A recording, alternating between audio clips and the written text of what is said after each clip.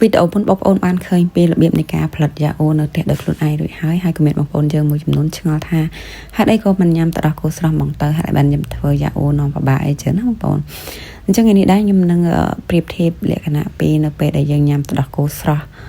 ហើយនឹងយើងយកទឹកដោះគោស្រស់ទៅជាផលិតយ៉ាអូមានគុណសម្បត្តិនិងគុណវិបត្តិអីខ្លះហើយបងប្អូនធ្វើការប្រៀបធៀបទៅតើបងប្អូនគួរញ៉ាំមួយណាឬចឹងណាសម្រាប់ខ្ញុំញ៉ាំទាំងពីរហ្នឹងបងប្អូនចឹងបើគុណវិបត្តិវិញគឺទី1គឺតកតងនឹងទឹកដោះគោស្រស់សម្បូរវីតាមីន D ជាងតែនៅពេលដែលយើងផលិតជាយ៉ាអូគឺវាបាន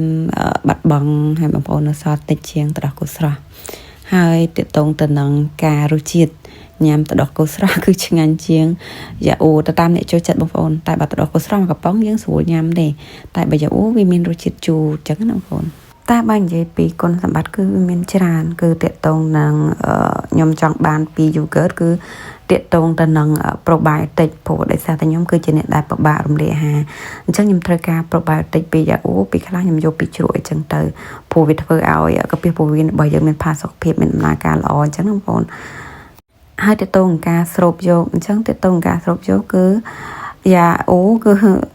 អាចស្រូបយកសារធាតុចិញ្ចឹមនឹងបានច្រើនជាងតើតើនឹងចិត្តកាល់ស្យូមគឺมันបាត់បង់ទេយើងនៅរក្សាដដែល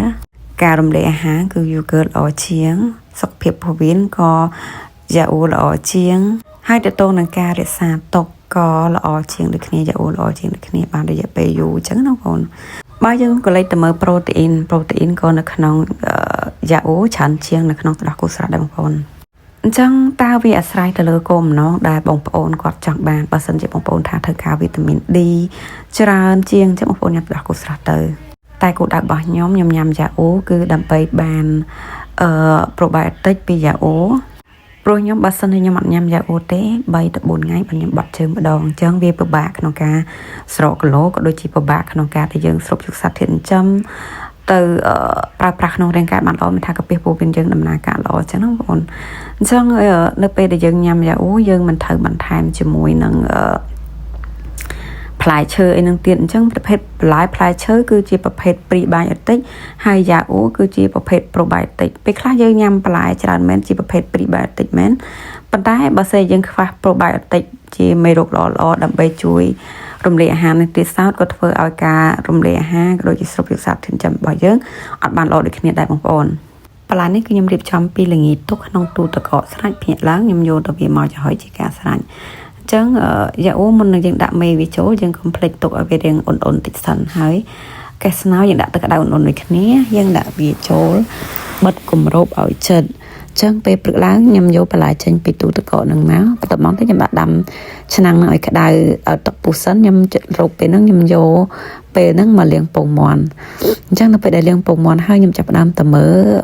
យ៉ាអូរបស់ខ្ញុំចង់ដឹងថាតើវាប៉ុណ្ណាហើយអូខេនៅពេលដែលយើងមើលទៅគឺយ៉ាអូរបស់យើងគឺល្អខ្លាំងមែនទែនបងប្អូននៅពេលដែលយើងយកលាយជាមួយនឹងផ្លែឈើគឺឆ្ងាញ់អាទូចនេះគឺខ្ញុំទុកឲ្យកូនរបស់ខ្ញុំហើយខ្ញុំយកពេលហ្នឹងគឺទៅស្រោចបន្លែរបស់ខ្ញុំបងប្អូនបន្លែរបស់ខ្ញុំគឺខ្ញុំដាំនៅគៀនផ្ទះដើម្បីឲ្យយើងបានរបស់ញ៉ាំអីចឹងណាគឺដាំបែបងាយបងប្អូនមានម្ទេសមានត្រប់មានអីតិចតួចនឹងឯងនិយាយរួមទៅអត់ទៅពេលតនេដឹងតែមកមើលហ្មងអានេះគឺពោតបារាំងទៅបាន2ផ្លែហើយបើពេញប៉ះគឺជារបស់ដែលខ្ញុំចូលចិត្តញ៉ាំមែនតែម្ដងអញ្ចឹងខ្ញុំដាំវាហើយដាំមួយថ្ងៃរំពឹងថាវានឹងឆាប់បានផ្លែតែមានអារម្មណ៍ថាយូរបងប្អូនយូរមែនតែហ្មងណាអាហ្នឹងគឺកូនស្ពៃរបស់ខ្ញុំគឺបានស្ទង់ហើយតកួនស្លឹកគ្រៃខែលបងប្អូនហើយមើលតាពាំងបារាំងអូយស្អីទេយរុំទៅគឺដាំបន្តិចគ្រប់មុខអញ្ចឹងណាបងប្អូនហើយអានេះគឺក្រូច lemon បងប្អូនហើយគៀដីគឺខ្ញុំដាំពីរប្រភេទគៀដីស្វាយនិងស្រស់អានេះផ្លែជាងគេថ្លឹងទឹងនិយាយពីផ្លែលើកចង់បាក់មេបងប្អូនអើយតមកទៀតយើងទៅមើលឆ្អិនល្មមហើយក៏រៀបចំទៅហាត់ប្រាណបងប្អូនអូខេសម្រាប់វីដេអូនេះមានតែប៉ុណ្្នឹងហើយបើសិនជាបងប្អូនមានចម្ងល់អីបន្ថែមទាក់ទងនឹងការហាត់ប្រាណឬក៏ទាក់ទងនឹងយ៉ាអូបងប្អូនអាចខមមិនក្រោមវីដេអូនេះបានអរគុណច្រើន